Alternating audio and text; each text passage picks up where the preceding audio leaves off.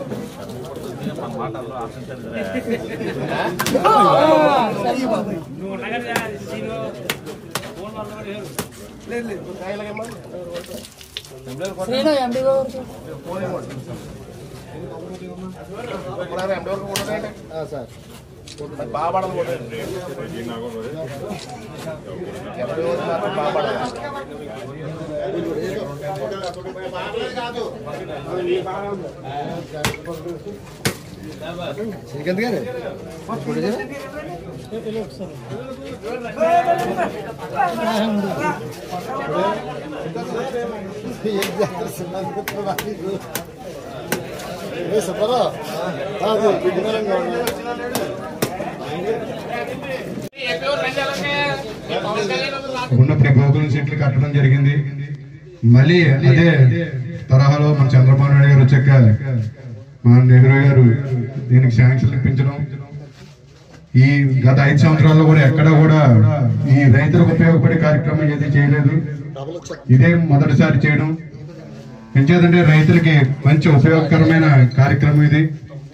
దీనివల్ల మన రైతులు పాడి రైతులను ప్రోత్సహించినట్టు కూడా అవుతుంది. కాబట్టి అదే రకంగా మన గడ్డి పెంచుకోవడం కానీ గత గవర్నమెంట్ ఇస్తానని కానీ ఎక్కడ కూడా ఏ కోసాన్ని కూడా ఇవ్వడం జరగలేదు రైతులకు ఉపయోగపడింది. కాబట్టి మళ్ళీ ఈ గవర్నమెంట్ వచ్చాక మనకి ఈ కార్యక్రమం చేసే రైతులు మంచి ఉపయోగకరమైన కార్యక్రమాలు చేస్తున్నారు. కాబట్టి పెద్దలకు నమస్కారాలు తెలియజేసుకున్నాం. ఇప్పుడు మన పార్టీ ప్రెసిడెంట్ గారు చంటి గారు మాట్లాడారు. ఈరోజు మినీ గోకులం ప్రారంభోత్సవానికి ఇచ్చేసిన మన ప్రీతం నాయకులు జిల్లా పార్టీ అధ్యక్షులు వారు జ్యోతుల నవీన్ కుమార్ గారికి, మన ఎంపీపీ గారి రవి గారికి, జడ్పీటీసీ గాంధీ గారికి, అదేవిధంగా వేదికలు అలంకరించిన పెద్దలందరికీ కూడా ధన్యవాదాలు తెలియజేసుకుంటూ, ఈ ఇరవర గ్రామంలో మొట్టమొదట మినీ గోకులం ఓపెన్ చేయడం అంటే చాలా సంతోషమైన విషయం. ఎందుకంటే అందరూ పెట్టారు, చాలా మంది ఫస్ట్ కొంట నయ్యం గారు ఇప్పుడు అడిగితే రవి గారు ఇలా ఇచ్చినట్టు నేను అప్లోడ్ చేశానండి, అందు గురించి మీకు ఇరవరం అదే మేము పెట్టామండి అంటే లేదు మాకు ఇరవరం నుంచి రవి గారు ఇలా ఇచ్చినట్టు అప్లోడ్ చేసేటట్టు నేను అని చెప్పేసి అన్నారండి నయ్యం గారు. అలాగే ఇంకో విషయం ఏంటంటే, మనం గతంలో నెహ్రూ గారు మనకి ఈ గోకులం షెడ్ ఎన్ని కావాలంటే అన్ని కట్టించారు. అవి చాలా మటుకు పెండింగ్ ఉండిపోయినాయి. పెండింగ్ ఉండిపోతే అక్కడ కార్తీక్ అని ఒక ఆయన ఉంటాడండి, మొత్తం మీద ఒక 1 year బ్యాక్ అన్ని కొట్టడం జరిగింది. అక్కడక్కడ కొన్ని ఉండిపోయింది. కార్తీక్ అని పేరు. అవన్నీ కూడా కొంచెం మీరు ఒకసారి ఆ రమ్మని ఆయన్ని కార్తీక్ అనే అబ్బాయి చూస్తుండండి. అక్కడ అవన్నీ ఫాలోఅప్ చేయాలి. మీరు కొంచెం మాకు పెద్దమని చేసుకొని అవన్నీ చేయాలండి. ఈ విధంగా మనకి ఎక్కడ లేని విధంగా కాన్స్టిట్యుయెన్సీ మొత్తం స్టేట్ లో ఈ మినీ గోకులం అనే రైతులందరికీ కూడా చాలా ఉపయోగకరమైనవి. ఇది చాలా పెద్ద పని అయినా సరే, ఆయన మీరు ఎవరు కట్టుకుంటానన్నా సరే ఆపద్దు, మీకు ఎక్కడ బయట ఎవరికే లేని విధంగా నేను అన్ని తెచ్చేస్తానని చెప్పి మన ప్రీతం నాయకులు జ్యోతులు నెహ్రూ గారు చెప్పడం జరిగింది. అదేవిధంగా ఫస్ట్ ఇక్కడ స్టార్ట్ చేయడం జరిగింది. ఇవన్నీ కూడా మన డాక్టర్లు, ఉపాధి హామీకి సంబంధించి అందరూ కూడా ఎక్కడా కూడా అడ్డు ఆపు లేకుండా మీరు ముందుకి పని సాగేలాగా సహాయ సహకారాలు అందిస్తారని ఈ అవకాశం ఇచ్చిన ఎంపీపీ గారికి, రవి గారికి ధన్యవాదాలు తెలియజేసుకుంటూ సెలవు తీసుకుంటాం. రైతులకు చాలా ఉపయోగకరమైన కార్యక్రమం అండి ఇది. మన గేదెలు కట్టుకోవడం ఏదైనా సబ్సిడీ, పూర్తి సబ్సిడీతో మన ప్రభుత్వం ఏర్పాటు చేస్తుంది. రైతుకు ఉపయోగపడే కార్యక్రమం ఎప్పుడైనా సరే లాస్ట్ 5 years ఆ గవర్నమెంట్లో ఏదీ జరగలేదు. ఇది రైతుకు ఉపయోగపడే కార్యక్రమం. ఇది అందరూ సద్వినియోగం చేసుకోవాలని కోరుకుంటూ సెలవు. లేదంటే మన వెనకాల ఎవరు ప్రజలు కూడా రారండి. నా ఉద్దేశం ఏంటంటే నాకు ప్రజలు అండగా ఉండాలి, ఏ పని అయినా చేయాలన్న సంతోషం అండి. ఈరోజు ఈ చెడ్డ కట్టినందుకు, ఇక్కడికి మిమ్మల్ని ఆహ్వానించినందుకు, మమ్మల్ని అందరినీ పిలిచినందుకు చాలా సంతోషం అండి. అలాగే బొంగూరు చీనికి అభివందనాలు తెలియజేస్తున్నాను ఈ సభాపూర్వకంగా.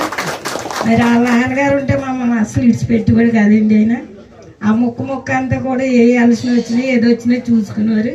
మరొకసారి బొంగుబాజీ గారిని కూడా నేను జ్ఞాపకం చేసుకుంటున్నానండి. అందుకోసం ఏదొచ్చినా ఇక్కడికి వచ్చినండి ప్రతి ఒక్కరికి మా ఊరికి ఏదైనా అండదండగా ఫస్ట్ ఉండాలని నేను జ్యోతుల నవీన్ గారిని కోరుతున్నాను.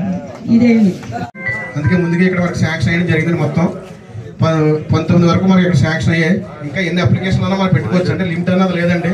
అంటే ఈ పూర్తి అందరికీ కూడా పేరు పేరున నా హృదయపూర్వక నమస్కారాలు తెలియజేసుకుంటూ, ఇక్కడికి వచ్చేసిన మీ అందరికీ కూడా పేరు పేరున నా హృదయపూర్వక నమస్కారాలు తెలియజేసుకుంటున్నాను సోదరులారా. చాలా సంతోషం.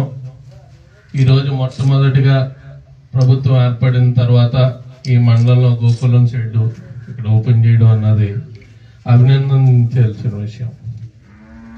ఈరోజు మనం చూసుకుంటే పూర్వకాలంలో మనం ఇళ్ల దగ్గరే పెద్ద పెద్ద దొడ్లు ఉండేవి. ఆ దొడ్లలోనే మనం పశువులను అన్నింటినీ కూడా మేపుకుంటూ ఉండేవాళ్ళం.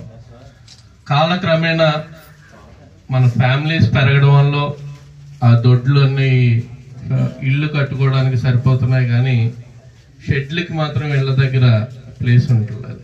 ఇప్పుడు కూడా కొంతమంది ఇళ్ల దగ్గరే కట్టుకుంటున్నారు, కానీ పొలాల్లో కట్టుకుంటే వాటికి కూడా మంచిది. పూర్వం చాలా మంది పనులు దొరికేవారు. దాని కూడా ఒక ఫ్యామిలీ ఉందంటే 4-5 పాలకాపులు ఉండేవారు. దాన్ని మేపుకుని వచ్చేవారు, సాయంత్రం దాకా పొలాల్లో తిప్పేవారు. ఇప్పుడు ఇంటి దగ్గర మేపడం చాలా కష్టమైపోయింది. దాన్ని ఒక రైతు వాడే గడ్డి కోసుకుని వాడే పాలు పితుక్కుంటే దాన్ని సాగగలుగుతున్నాడు, కానీ మనిషిని పెట్టి మాత్రం దాన్ని సాగలేకపోతున్నాం. అటువంటి బిజీ పరిస్థితులు ఏర్పడిపోయాయి ఈ రోజున. అటువంటి పరిస్థితుల్లో మళ్ళీ దీన్ని డెవలప్ చేయాలి, రైతుకి సహాయం చేయాలనే ఒక మంచి ఉద్దేశంతో ఈ ప్రభుత్వం ఈ పథకాన్ని లాస్ట్ టైం తెచ్చింది, మళ్ళీ ఇప్పుడు ప్రారంభించడం జరిగింది. ఖచ్చితంగా దీన్ని అందరూ కూడా సద్వినియోగం చేసుకోవాలి. ఈరోజు ఏంటంటే అందరికీ కూడా చిన్న అపోహలు, అప్లికేషన్ పెడితే డబ్బులు పడిపోతాయి కదా అన్న ఆలోచనలోని ఉన్నారు. దాన్ని మీ మైండ్లో తీసేయండి. అప్లికేషన్ కాదు, షెడ్ బేస్మెంట్ పడితే కానీ శాంక్షన్ ఇక ముందు రాదు. ఇప్పుడైతే శాంక్షన్ వచ్చాయి, కానీ మీకు బేస్మెంట్ పడితేనే కానీ వాళ్ళు శాంక్షన్ అన్న పరిస్థితి. ఎన్ని కావాల్సిన తెచ్చే ఎమ్మెల్యే గారు ఉన్నారు మనకి. బేస్మెంట్లు కట్టుకోండి, మీరు ఇది చూపించండి, ఆ శాంక్షన్ ఖచ్చితంగా తెచ్చి ఆ షెడ్ పూర్తయిన తర్వాత ఖచ్చితంగా బిల్లు వచ్చే పరిస్థితి ఉంటుంది.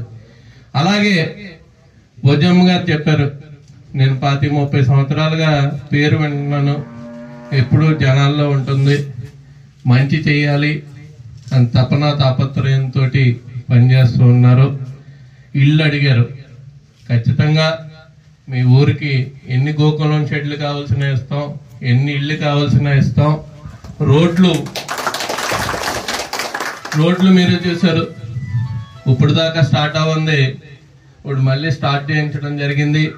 అలాగే వీరవరం భూపాలపట్నం రోడ్లు కూడా శాంక్షన్ అయ్యాయి. అన్ని కూడా ఖచ్చితంగా అన్నీ ఇస్తాం, ఒకటి తప్ప. ఏంటది? మాది పెద్ద ఊరు, మా మంత్రులు చేశారు అన్న ఆ పదవి తప్ప ఉన్నాయని ఇచ్చేస్తాం కదా. ఖచ్చితంగా ఎప్పుడు కూడా ప్రజల్లో ఉంటూ ప్రజా సమస్యలు తీరుస్తేనే ఎప్పుడు ప్రజలు మన వెనకాల ఉంటారు. కాబట్టి అది మెప్పించి మేము ముందుకెళ్ళడం జరుగుతుంది. ఖచ్చితంగానే ఇవన్నీ చేసుకుందాం. ఏ అవసరం ఉన్నా సరే, వీరవరం గ్రామం అంటే ఇరుపా గ్రామం తర్వాత అంత సొంత గ్రామంతో సమానం నాన్నగారికి. ఎందుకంటే ఇక్కడే చదువుకున్నారు, ఇక్కడే అందరూ కూడా బంధువులు ఉన్నారు, రాజకీయం కూడా ఇక్కడి నుంచే మొదలెట్టారు. తొడసుబ్బారావు వీళ్ళందరితోటనే ఏమున్నా సరే ఎలక్షన్ వరకు మనకి రాజకీయ వైరం తప్పితే ఉన్నదేముండదు. ఖచ్చితంగా ఉన్న టైంలో అందరూ కూడా సమానంగా మాట్లాడుకుంటాం, అందరూ ఇచ్చేసుకుంటాం, అలాగే వెళ్ళాలి. మంచి ఆరోగ్యంగా ఉంటుంది. ఖచ్చితంగా ఏమి కావాల్సిన చేయడానికి మేము ముందున్నాం. అధైర్యపడొద్దు. ఖచ్చితంగా ఈ 5 సంవత్సరాల్లోని కూడా కొన్ని 100 కోట్ల రూపాయల అభివృద్ధి చేసే ఎమ్మెల్యే మనకు దొరికారు కాబట్టి చేయించుకుందాం. ఏమున్నా నేను మోమాటంగా అడగండి. కానీ ఏదైనా సరే ఇల్లు కట్టుకున్నా, షెడ్ కట్టుకున్నా, ఏది కట్టుకున్నా సరే అక్కడ నిజంగా ఉంటేనే మనం ముందుకెళ్దాం. ఆ ఉన్నప్పుడే నిజమైన అరువుడికి మనం ఇవ్వగలుగుతాం. లేదు దాన్ని డివైడ్ చేసుకున్నాం అంటే ఆశించే వాళ్ళు చాలా మంది ఉంటారు, అరువులు కోల్పోతారు, అర్హతను కోల్పోతారు. కాబట్టి ఆశించడం కూడా వేరే విధంగా మనం చేద్దాం. ఈ రోజుల్లో మనం బతకడం అన్నది చాలా ఈజీ అయిపోయింది. పూర్వం మన పెద్దలైతే చాలా కష్టపడితే కానీ 2 పూట్ల భోజనం చేయడానికి కూడా ఇబ్బంది పడే పరిస్థితులు. ఎన్ని ఎకరాలు ఉన్నా సరే పంటలు పండే. ఇంకా ఇక్కడ పండుగ మాకు అస్సలు పండుగ కాదు. మెట్లోని ఎన్ని ఎకరాలు ఉన్నా సరే అంత కష్టపడి వాళ్ళ జీవన శైలిని గడిపేవారు. మనకి చాలా ఈజీ అయిపోయింది, సంపాదన ఈజీ అయిపోయింది, మన అన్ని ఈజీ అయిపోయాయి. కానీ మనందరికీ మాత్రం మనశ్శాంతి కోల్పోతున్నాం. అది రావాలి మళ్ళీ అంటే మన స్వార్థాన్ని వదిలేయాలి. ఇది నాకే కావాలన్నది వదిలేసి అందరూ చేసుకుందాం అంటే పూర్వ రోజులు మళ్ళీ ఖచ్చితంగా వస్తాయి. దాంతో మన భావి తరాల భవిష్యత్తు కూడా బాగుంటుంది. పిల్లలకు కూడా మనం నేర్పించాల్సింది ఒకరికొకరు సహాయపడాలి, సహాయం ద్వారా మనం ముందుకెళ్ళాలి అన్నది కూడా వాళ్ళకి నేర్పించాలి. పూర్వం మనం ఒక పెళ్లి అయితే ఆ ఊరు ఏ ఊరైనా వెళ్ళి మన చుట్టాల ఇంటికి వెళ్ళి 4-5 రోజులు గడిపి వచ్చేవాళ్ళం. మనం ఓ ఫంక్షన్ అయితే అక్కడ గడిపి వచ్చేవాళ్ళు పెద్దలు. ఈ రోజు టైము ఎంతో అడుగుతున్నారు, 9:30గా, 9:15గా, 10:15గా. ఆడ కర్మగాలి తెల్లవారుజాము ముహూర్తం వచ్చిందంటే ఆ 4-10 మంది తప్ప ఎవరు ఉండలేదు. 7 గంటల ముహూర్తం వస్తే భోజనం టైం కాబట్టి అందరూ ఉంటున్నారు. ఎందుకు అలా జరుగుతుంది? మన సుఖాలు ఎక్కువైపోయాయి. ఆ రోజు చాప వేసుకుని అరుగు మీద పడుకునే వాళ్ళం, మరత మంచం వేసుకుని చెట్టు కింద పడుకునే వాళ్ళం. ఈ రోజు ఏసీ రూమ్ లేకపోతే, ఏసీ కార్ లేకపోతే బయటికి రా.